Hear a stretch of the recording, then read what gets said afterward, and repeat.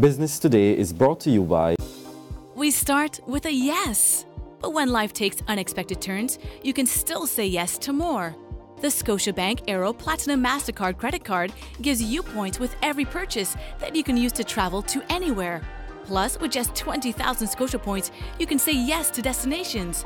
With Scotiabank Aero Platinum MasterCard credit card, it's easier to say yes to everything. Apply today.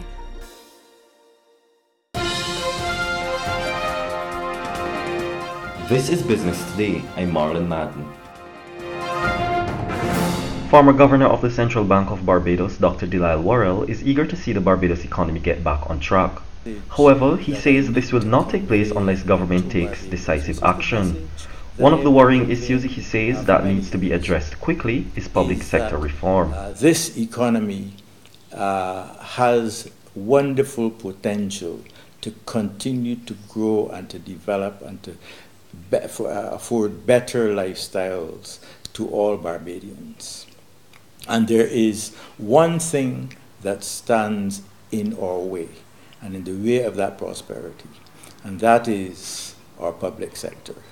That there are large sections of the public sector, and I'm not saying anything that everybody doesn't know, large sections of our public sector which are inefficient, which are wasteful in their practices, and which are destroying wealth in this country. However, with a general election looming, Worrell is not optimistic there will be any significant corrective action anytime soon.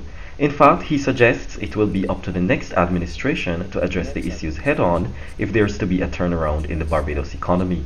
It's a project that we've been talking about public sector reform and supposedly doing public sector reform for the last 20 years.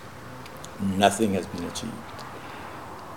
I want all Barbadians to join me in insisting that the next administration of this country address that problem decisively, and I've made recommendations as to how that should be done, and that we enlist the oversight of the IMF and other institutions, because they can help us to ensure that we are serious and that we do achieve real public sector reform. Worrell also remains concerned that the contentious National Social Responsibility Levy, or NSRL, continues to prevent growth in the economy. He tells Business Today what is needed is a cut in government's expenditure and a removal of the tax. In his May 30th budget this year, Minister of Finance Chris Sinclair had increased the onerous tax from 2 to 10% effective July 1st. The NSRL is choking our economy, right? If the NSRL is not removed, then our economy is going to go into recession. And the jobs are going to be lost in the private sector. That is going to destroy further wealth, because the private sector is, on average, more productive than the public sector. And so it is inevitable that if we continue on this course with the public sector as it is, we will end up in a crisis. Secretary General of the Caribbean Tourism Organization, CTO, Hugh Riley, has described 2017 as a challenging year for the region's tourism product.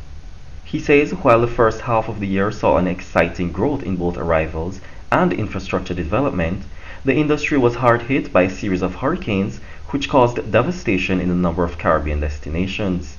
However, Riley says he's confident those affected countries will recover. In fact, he says guests going to the hurricane-affected islands in 2018 should expect to see a product that is rebuilt stronger, better, and even more attractive than before. The CTO has dubbed 2018 the year of rejuvenation. 2017 was declared the year of adventure in the Caribbean. Now for today's financial tip. There are a few things that tourists overpay for which can often be avoided. One of these is taxi fare. To avoid this, you can ask a local or staff at your hotel how much a taxi should cost to your destination. Confirm the rate with the taxi driver before you go. That's been Business Today. You can get more business and news by logging on to www.barbadostoday.bb, subscribing to our e-paper, and liking us on Facebook. I'm Marlon Madden.